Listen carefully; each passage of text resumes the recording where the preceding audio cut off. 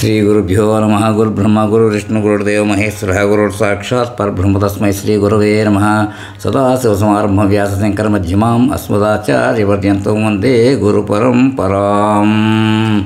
ఆపదామపహర్తారం దాతారం సరసంతం లోకాభిరామం శ్రీరామం భూయో భూయో నమామ్యహం. నమోశ్రమాయ సలక్ష్మీ దేవసే నమోగణేభ్య శ్రీ సీతారామాభ్యాం వాగర్థ వాగర్థ ప్రతిపత్తే జగత పితరవందే పార్వతీ పరమేశ్వరౌ. అపార కరుణా సింధు జ్ఞానం శాంతరూపిణం శ్రీ చంద్రశేఖర గురుం ప్రణమామి ముదాన్వహం. శ్రీ గురుభ్యో నమః. జగద్గురు బోధలు వీడియో పార్ట్ 2 ఎపిసోడ్ 52 చెప్పుకున్నాం. ఆఖరి నేను అయినలో ఏం చెప్పుకున్నాను, ఇప్పుడు 53 చెప్పుకోవాలి.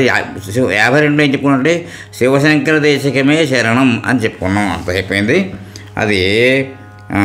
ఇంకా ఇప్పుడు 53 ఎపిసోడ్ స్టార్ట్ చేస్తాం, ప్రారంభం. ఓం శ్రీ జగద్గురుభ్యో నమః. జగద్గురు బోధలు సాంబమూర్తి. సాంబమూర్తి ఎవరు? ఆయన దేవుడు స్వరూపం ఏమి? ఆయన కేశకలాపం ఎట్లా ఉంటుంది? ఆయన వేషభాషలు ఏవి? ఎవరినైనా మనం స్తోత్రించాలంటే అతని స్వరూప స్వభావాలు తెలిస్తే కదా స్తోత్రం చేయగలం. సాంబమూర్తిని ఏ విధంగా గుర్తించగలం అన్న ప్రశ్నకు జవాబుగా ఆచార్యుల వారు దశశ్లోకి అనే స్థితిలో సాంబ పరబ్రహ్మను స్తోత్రం చేశారు. ఇది ఎప్పుడంటే 21 మార్చ్ 1980లో జరిగిందన్నమాట. ఇది రాసినది. సాంబమూర్తి ఏ విధంగా ఉంటాడు? ఆయనకు శిఖ ఉన్నదా లేక యుక్తకేశుడా? ఆకాశచికురాయతే శివాష్టోత్తర శతనామావళిలో వ్యోమకేశాయ నమః అని ఒక నామం ఉన్నది. వ్యోమం అనగా ఆకాశము, చికురములు అనగా కేశములు. ఆకాశమే ఆయన చికురములు, జటాజూటం. ఆయన ధరించిన వస్త్రం ఎలా ఉన్నది అంటే తెల్లనిదా ఎర్రనిదా? వానిలో జరిగా ఉన్నదా? దశ దిశ భోగో దుకూలాయతే 10 దిక్కుల ఆయన వస్త్రం. తూర్పు, పడమర, ఉత్తర, దక్షిణం, ఆగ్నేయం, వాయువు, నైరుతి, ఈశాన్యం, ఊర్ధ్వం, అధోభాగం అనే 10 దిక్కులే ఆయన ధరించిన దువ్వలువ. సీతాంశు ప్రసవాయతే చల్లని కిరణముల చంద్రుడే ఆయన శిఖలోని పువ్వు. సీతాంశుడు ఆయనకు ప్రసవం. ఆయన కేశపాశము, వినీల ఆకాశము, వస్త్రము, దశ దిశలు, ఆభరణము చంద్రుడు. ఆయన స్వరూపం ఎట్టిది? స్థిరతరానంద స్వరూపాయతే స్థిరమైన ఆనందమే ఆయన స్వరూపము. ఉదయాస్తమానము మనము నేను నేను అని చెప్పుకుని తిరుగుతున్నాం కదా. ఈ నేను ఎవరు? దేహమా, మనస్సా, ప్రాణమా, జీవుడా? ఆనందో బ్రహ్మ, ఆనంద స్వరూపమే సాంబ పరమేశ్వరుడు. మనకంత ఆనందం వస్తూ పోతూ ఉండే విషయం. ఆయన ఆనందం అట్టిది కాదు, అది స్థిరం. మన ఆనందం వల్లే ఒకరోజు ఉండి మరొక రోజు పోయే ఆనందం కాదు. ఆశ్వీజము, కార్తీకము ఈ నెలలో సూర్యుడు మందంగా ప్రకాశిస్తూ ఉంటాడు. ఎంత ఎండ కాస్తూ ఉన్నప్పుడే మేఘం వచ్చి సూర్యుని కప్పేస్తుంది. కార్తీక మాసంలో సూర్యుని వలె మన ఆనందం ఉంటున్నది. అట్లాగాక ఈశ్వర స్వరూపం హృదయంలో స్థిరంగా ఉండాలంటే మన ఆనందం వచ్చిపోయే ఆనందంగా ఉండరాదు. ఆశకు లొంగిపోయే ఆనందం కాక ఆశాతీతమైన ఆనందంగా ఉండాలి. కాసింత జలం ఉద్ధరణలో తీసుకుని గంగని ఎట్లా భావన చేస్తామో అట్లే మన హృదయాలలో అప్పుడప్పుడు స్ఫురించే ఆనందాన్ని గుర్తించి ఈ ఈశ్వరుని ఆనందం ఎట్లా ఉండగలదో మనం భావన చేయాలి. అచల ప్రతిష్టంగా ఏ ఆనందం ఉన్నదో అదే సాంబ పరమేశ్వరుని స్వరూపం. స్థిరతరానంద స్వరూపాయతే. ఇన్ని చెప్పుకున్నాం. మరి వారి చిరునామా ఏమిటి? వేదాంతో నిలయాయితే వేదశీర్షములు ఉపనిషత్తులు. అట్టి ఉపనిషత్తులే వేదాంతమే ఆయనకు వాసస్థానం. ఎక్కడో వేదాంతంలోనూ నాదాంతంగాను గోచరించే ఆసామి మనకు ఎట్లా కనబడతాడు? ఏమైనా గిరాకీ చేసే ఆసామియా అతడు అని అంటే, అయ్యా అతడు ఏమీ అంత దుర్దర్శుడు కాదు. సువినయో యస్య స్వభావాయతే ఆయన్ని చాలా వినయమైన స్వభావం ఆయనది. అందరికీ కనిపించేటట్లు శీతల వటవృక్ష ఛాయలో స్ఫురిత ముగ్ధ ముఖారవిందంతో దక్షిణామూర్తి అయి శాంతంగా ఆనందంగా కూర్చుని దర్శనమిస్తున్నాడు. చిదంబరంలో చిత్సభలో ఆనందతాండవమూర్తిగా లీలాతాండవ పండితాహ ఆనందతాండవం చేస్తూ ఉంటాడు. అతన్ని చూడడం చాలా సులభమైన పని అని ఆచార్యుల వారు అంటున్నారు. ఆయన కొంచెం స్తోత్రం చేస్తే చాలు, ఒక్క నమస్కారం పెడితే సంతోషపరవశుడై అనుగ్రహాన్ని కుమ్మరిస్తాడు.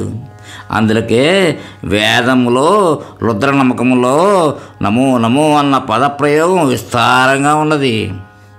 ఆశుతోష ఉమాపతి, ఈయన సంతోషించడానికి మనం చాలా కాలం చేతులు కట్టుకుని నిల్చోవలసిన పని లేదు.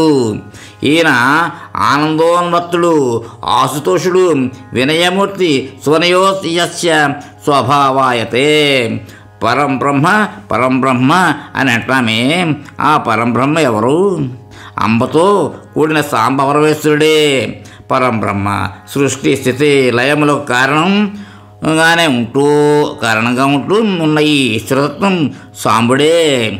ఆ సాంబమూర్తిని ధ్యానిస్తే హృదయం రసాప్లావితమై స్థిర తరానందంతో ఊగిసలాడుతుంది. ఆచార్యుల వారు దశశ్లోకిలో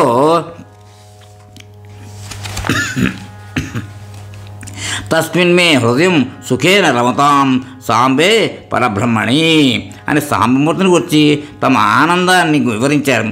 మనం కూడా నిరంతరం ఆ సాంబమూర్తి అందే హృదయాలను లగ్నం చేసి సుఖంగా వర్ధిల్లుదాం.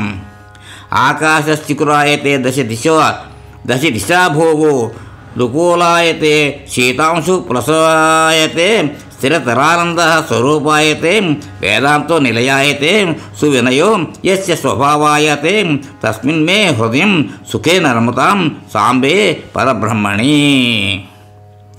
నాకేల కనకాభిషేకం, ఇది నెక్స్ట్ టాపిక్ అన్నమాట. ఇది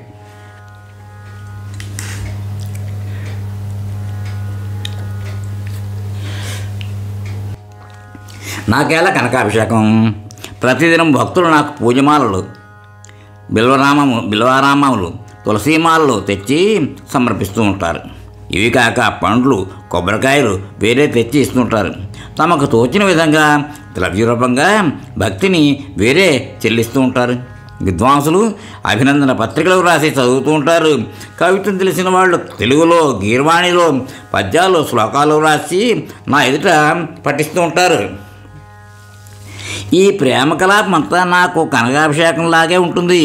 ఇది చాలదని ప్రత్యామ్నాయంగా కాక ప్రత్యక్షంగానే కనకాభిషేకం చేస్తున్నారు. ఇవన్నీ స్వీకరించడానికి నాకు గల అర్హత ఏమి అని యోచిస్తే ఒకే ఒక కారణం కనబడుతూ ఉంది. శంకర భగవత్పాదుల వారి దివ్యనామము ఏదో భాగ్యవశంగా నాకు లభించిన దానివల్ల ఆ పేరిట ఆ స్వామిని స్మరించి మీరందరూ ఈ మర్యాదలను నాకు చేస్తున్నట్లు వెల్లడవుతోంది.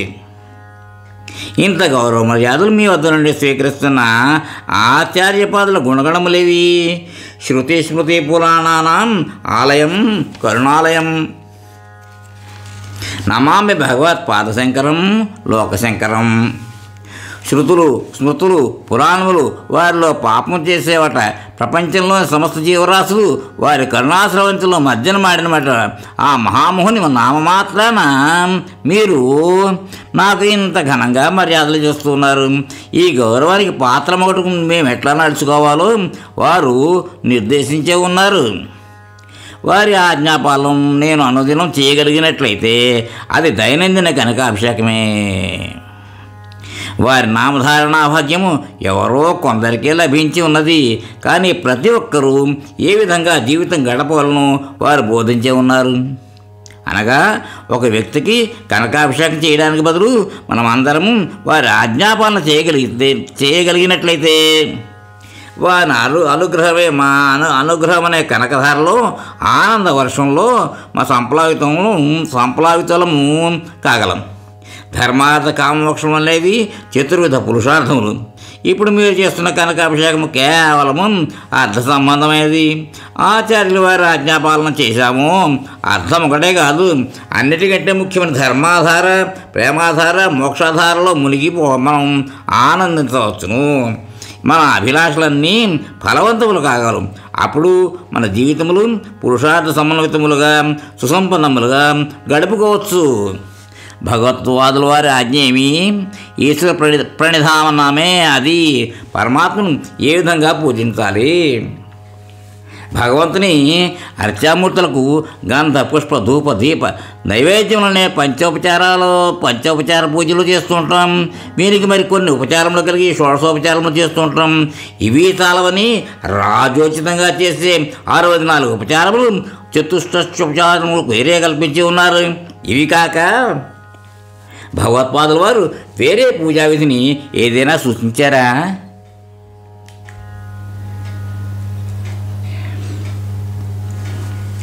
వేదో నిత్యమధీయతాం తదుదితం కర్మ సోనుష్ఠీయతాం తేనేశస్య విధీయతాం అపచితి. నాయన, నీవు లోకక్షేమం కోసం, నీ ఆత్మశ్రేయస్సు కోసం వేదములు విధించిన నిత్యకర్మలు చేస్తూ వచ్చినావంటే అదే ఈశ్వరారాధన అవుతుంది అన్నారు.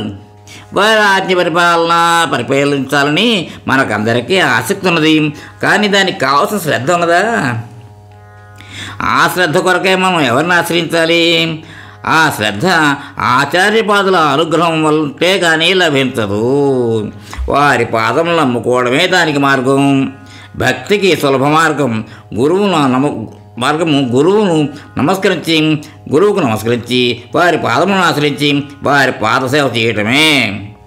సద్విద్వాన్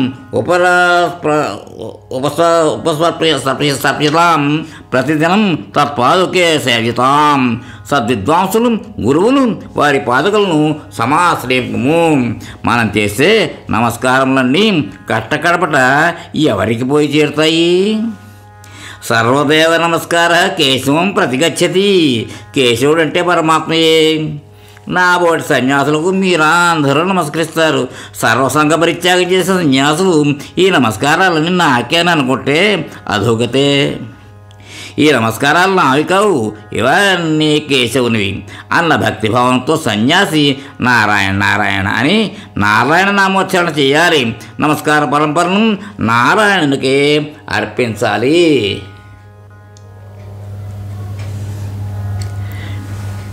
ప్రపంచంలోని జీవితం ఒక యాత్రలాగా ఉన్నది. యాత్ర అంటే ఒక మార్గం ఉండవాలి. దాన్నే అధ్వాని అని అంటారు. అది ఎక్కడ అర్థమవుతుందో అది పారం. వేద మార్గంలో వెళ్ళేవారికి పారమేది? నారాయణమూర్తి. నమస్కారాలు ఎవరికి అర్పించాలి? నారాయణునికే. ఆయన దివ్యపాదములకే. అట్లు భగవత్పాదములుగా ఉండేవి మన ఆచార్యులు భగవత్పాదులే.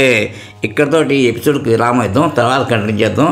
స్వస్తి. మోహన్వాణి తెలుగు పోడ్కాస్ట్ వింటున్న శ్రోతలందరికీ హృదయపూర్వక ధన్యవాదాలు. వినండి, వినిపించండి, వింటూనే ఉండండి. మోహన్వాణి తెలుగు పోడ్కాస్ట్ మీరు వింటున్నారు. మోహన్వాణి. మా కార్యక్రమాలు మీకు నచ్చితే ఇప్పటివరకు మా ఛానల్కి సబ్స్క్రైబ్ చేసుకోకపోతే వెంటనే ఈ క్షణమే సబ్స్క్రైబ్ చేసుకుని ఆ పక్కనుండే బెల్ బటన్ని మ్రోగించి అందరికీ షేర్ చేసి మీ విలువైన కామెంట్ను కూడా చేసి మమ్మల్ని ప్రోత్సహిస్తారని కోరుతున్నాను.